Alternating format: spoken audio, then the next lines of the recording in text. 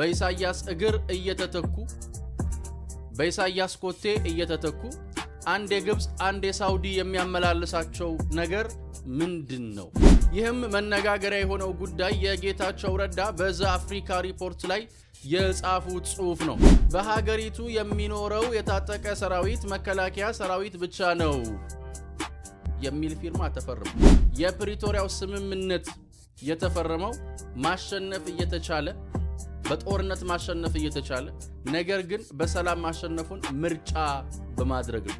በጦርነት ማሸነፍ እየተቻለ ጠቅላይ ሚኒስትር ዶክተር አብይ አህመድ እና መንግስታቸው ግን በሰላም ማሸነፍን ምርጫቸው አድርገዋል። ኢትዮጵያ ውስጥ መንግስት ከታጣቂዎች ጋር ለመነጋገር ዝግጁ ነው፣ እየለመነ ነው፣ እንነጋገር እያለ ነው፣ ሰላም ይሻላል እያለ ነው። ጦርነት በራሱ የከፋ ጉዳት የሚያመጣ ነገር ነው። የተከሰተን ጦርነት ደግሞ ማብቂያውን የምታበጅበትና ሂደት ላይም እያለ ለመቆጣጠር የምትጥርበት መንገድ፣ የምትሰራቸው ዲፕሎማሲዎች፣ የምታደርጋቸው የሀገር ውስጥ እንቅስቃሴዎች የትውልድን ዕጣ ፈንታ የመወሰን አቅም አላቸው። ለዚህ ነው የጠቅላይ ሚኒስትር ዶክተር አብይ አህመድ ውሳኔ ብልሃት የተሞላበት ነው። ህወሓትን ጠላት የማሳጣት ነው። ጦርነቱን የራሷ ብቻ የማድረግ ነው። ብቻዋን ስትሸከመው ህወሓት ወገብ ከድቷታል። ህወሓት ጉልበት ርቋታል። ህወሓት አቅም የላትም፣ ትንበረከካለች።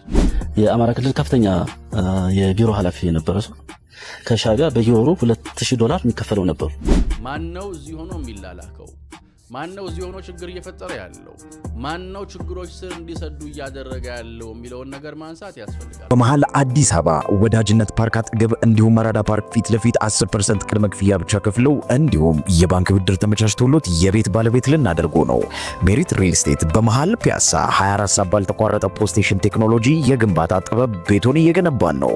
የልጆች መጫወቻ፣ ጂምና ስፓ፣ የመዋኛ ገንዳ፣ ሰፋፊ ሊፍቶች፣ የደህንነት ካሜራ፣ የመኪና ማቆሚያና መሰል አገልግሎቶች ያለው ይሄ ቀረሽ የማይባል የዘመናችን ቅንጡ የመኖሪያ መንደር ባለ 1 መኝታ ከ500,000 ብር ጀምሮ፣ ባለ 2 መኝታ ከ840,000 ብር ጀምሮ እንዲሁም ባለ 3 መኝታ ከ1.2 ሚሊዮን ጀምሮ ማግኘት ይችላሉ። ምን ይሄ ብቻ 100% ለሚከፍሉ ደንበኞቻችን በካሬ 68,000 ብር የ35% ቅናሽ አዘጋጅተናል። ያስተውሉ፣ ያለን ቦታዎች ውስን ስለሆኑ ቀድሞ በድርጅቱ ስልክ በመደወል መመዝገብ ይችላሉ። ሰላም ጤና ይስጥልን ውድ ዮሐንስ ኮርነር ቤተሰቦች እንዴት አላችሁ? አላችሁ ወይ? አለን እኛ ዮሐንስ ኮርነር ዛሬም ሰዓትና ጊዜውን ጠብቆ ወደ እናንተ መድረሱን ጀምሯል። ዛሬም በቆይታችን አበይት ፖለቲካዊ ጉዳዮችን፣ አሁናዊ ክስተቶችን፣ ቀጠናዊ ሁነቶችን በራሳችን ቋንቋ በራሳችን መንገድ እንመለከታለን፣ እንፈትሻለን፣ እንበረብራለን። ዮሐንስ ኮርነርን ላይክ፣ ሼር፣ ሰብስክራይብ አድርጋችሁ እንድትጀምሩ ጠይቄ ነው የምጀምረው። ዛሬ በቆይታችን በኢሳያስ ቦታ የተተኩት ጀነራል ኢሳያስን የተኩት ጀነራል እና አዙሪት እንዲሁም ደግሞ የጠቅላይ ሚኒስትር ዶክተር አብይ አህመድ ብልሃት የተሞላበት ውሳኔ ዛሬም ቀኑን ሙሉ ሲያነጋግር ውሏል። እሱ ምንድነው? በቆይታችን የምንመለከተውና የምንዳስሰው ይሆናል። አሁንም መፈተሽ ያለባቸው በመንግስት ውስጥ የተደበቁት ጠላቶች መገለጣቸው ተቀጥሏል። መጨረሻቸውስ ምን ይሆናል? ምንስ መደረግ አለበት? በቆይታችን የምንመለከተውና የምንዳስሰው ይሆናል። በድጋሚ ላይክ፣ ሼር፣ ሰብስክራይብ አድርጋችሁ እንድትጀምሩ ጠይቄ እጀምራለሁኝ። እንግዲህ እንደምታውቁት የምስራቅ አፍሪካ ፖለቲካ ብጥብጥ አያጣውም፣ ድራማ አይቸግረውም። ሁልጊዜ ተውኔት፣ ሁልጊዜ ድራማ ነው። አሁንም የተውኔትና ድራማው ቀጥሏል። በሱዳን ሐምዳን ዳጋሎ ሄሚቲ ከፍተኛው የኃይል ማመንጫ ላይ ባደረሰው ጥቃት በካርቱምና ብሎም በፖርት ሱዳን መብራት የለም፣ ጨለማ አድርጓታል። ሐምዳን ዳጋሎ ሄሚቲ የሰነዘረው ጥቃት አሁን ያለው አስተዳደር የቡርሃን መንግስት የተቀመጠባትን ፖርት ሱዳንንም ጭምር በጨለማ ውስጥ እንድትቀመጥ አድርጓታል። ይህ ሲሆን ቡርሃን የት ናቸው? ሳውዲ፣ ግብጽ እየተሽከረከሩ ነው። ምንድነው የሚያሽከረክራቸው ነው ጥያቄ። ምንድነው? በኢሳያስ እግር እየተተኩ በኢሳያስ ኮቴ እየተተኩ አንድ የግብጽ አንድ የሳውዲ የሚያመላልሳቸው ነገር ምንድነው? ምን ለማግኘት ነው የሚል ነው። በመሰረቱ የትም መሽከርከር አይጠበቅባቸውም። ለሱዳን ሰላም ቁጭ ብለው እዛው ሀገር ውስጥ ካሉ አማጺዎች ጋር መነጋገር ነው። ሳውዲም ቢሄዱ ግብጽም ቢሄዱ ምንም እዚህ ግባ የሚባል ትርፍ አያገኙም። በመሰረቱ ሱዳን ሰላም እንድትሆን ካስፈለገ መሆን ያለበትና መፈጠር ያለበት ጉዳይ ግብጽንና የኤርትራን እጅ ከሱዳን ፖለቲካ ላይ ቆርጦ ማውጣት ነው። ሱዳንንና ግብጽን አሰልፎ የሚሰለፍ ኃይል ለሱዳን ሰላም ነው እንትንምለው ቢል ብዙ የሚያሳምን አይደለምና አልቡርሃን በኢሳያስ ኮቴ ተተክተው እየተሽከረከሩ ነው። እሳቸው እየተሽከረከሩ ግን ሐምዳን ዳጋሎ ሄሚቲ ጥቃት ሰንዝሮ መቀመጫቸውንም ካርቱምንም ዋና ከተማዋንም ጨለማ አድርጓታል።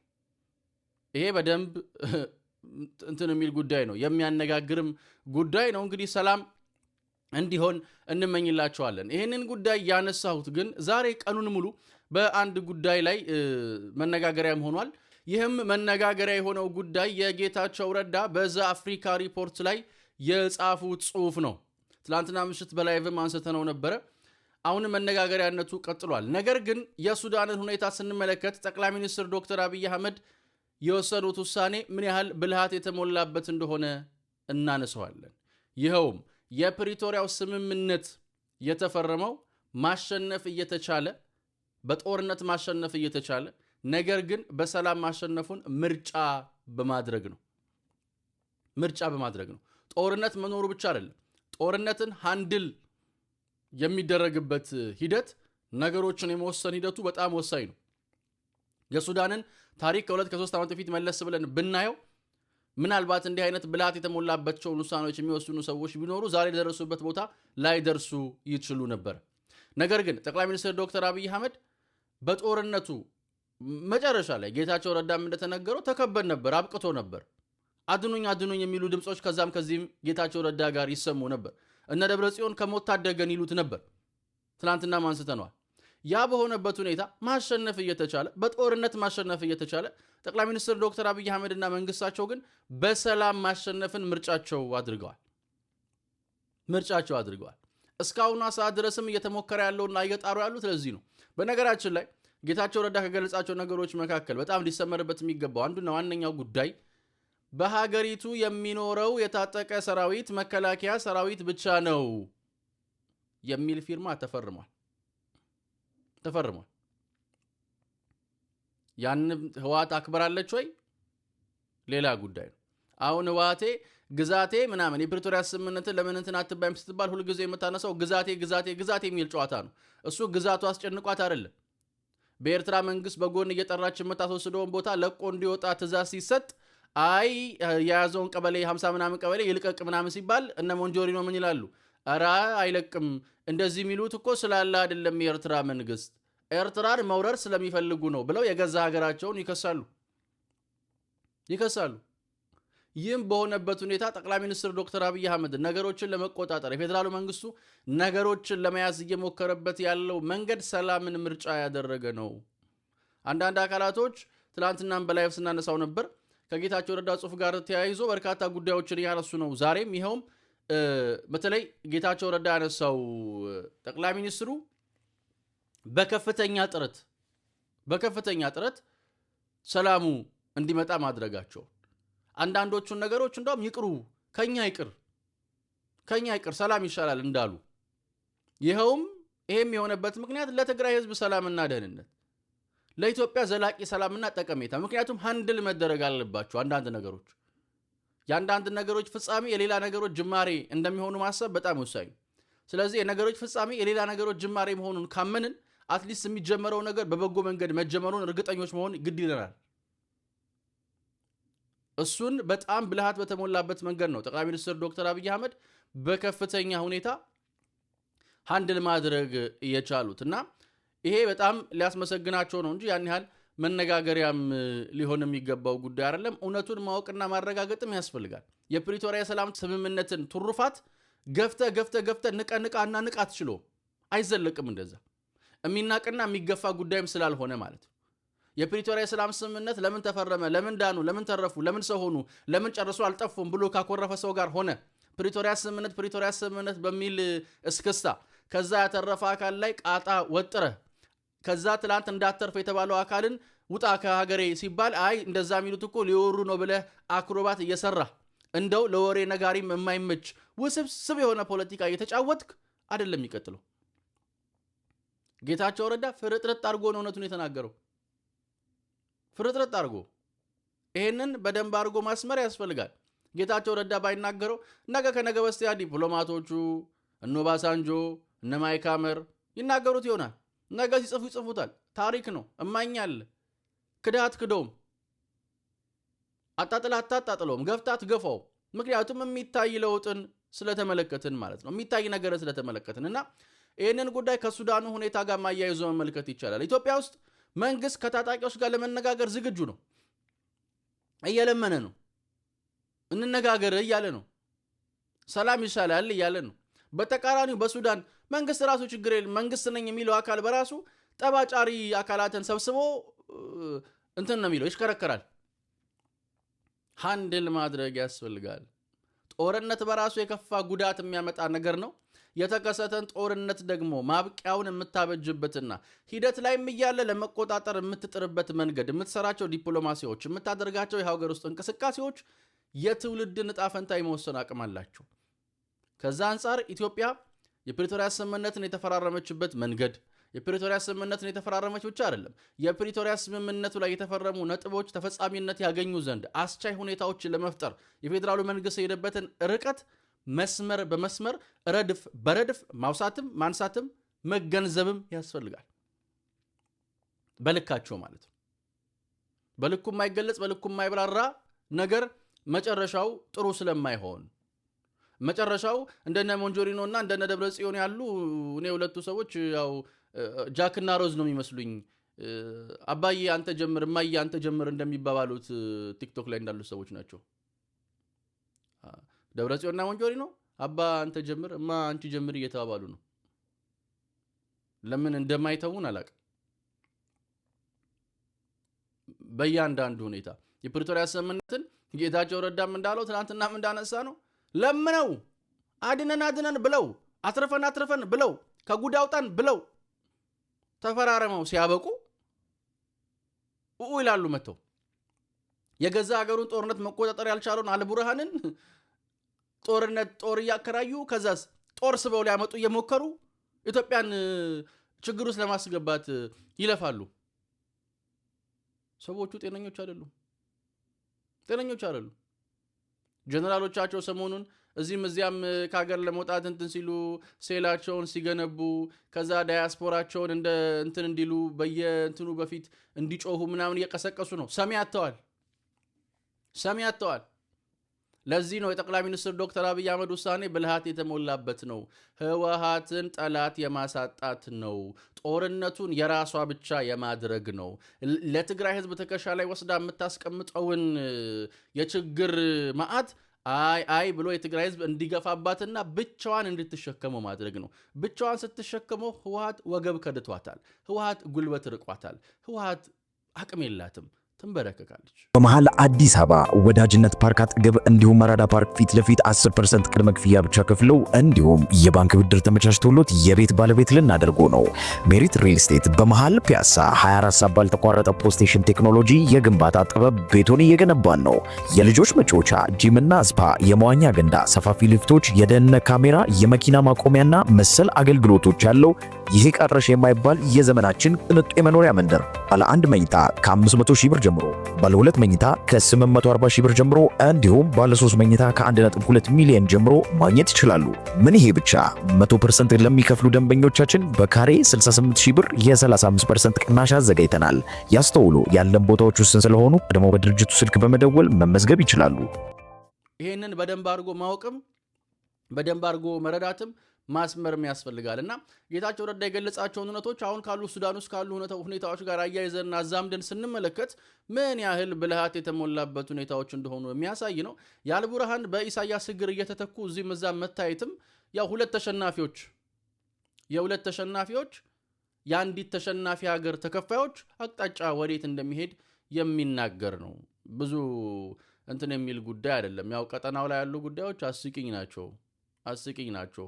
ኢሳያስ ሳውዲ ሄዶ ምንም ትርፍ ያገኘው ነገር የለም። ባለፈው ምን ስንል ነበር? ኢሳያስ ከሳውዲ ከተመለሰ ከጥቂት ጊዜያት በኋላ ግብጽ ሊሄድ ይችላል። የሚጠበቅ ነው። እስቲ እናያለን። ግን ቀድሞ አልቡርሃን ሄዷል።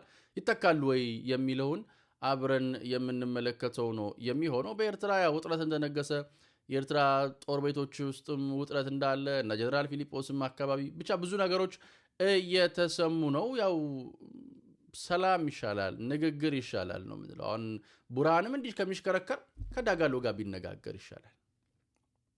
የኢትዮጵያ መንግስት ምን ያህል ብልሃት የተሞላበት ውሳኔዎችን እንደሚወስን የምታውቀው እንዲህ ያሉ ሰዎችን ስትመለከትና ስታይ ነውና እሱንም መስመር አድርጎና መስመር ሰርቶ ማየትና መመልከት ያስፈልጋል። ሌላው ዛሬም አነጋጋሪነቱ የቀጠለው የካፒቴን ማስረሻ ሰጤ ጉዳይ ነው። ይኸውም $2000 የሚከፈላቸው ሰርጎ ገቦች ጉዳይ ነው።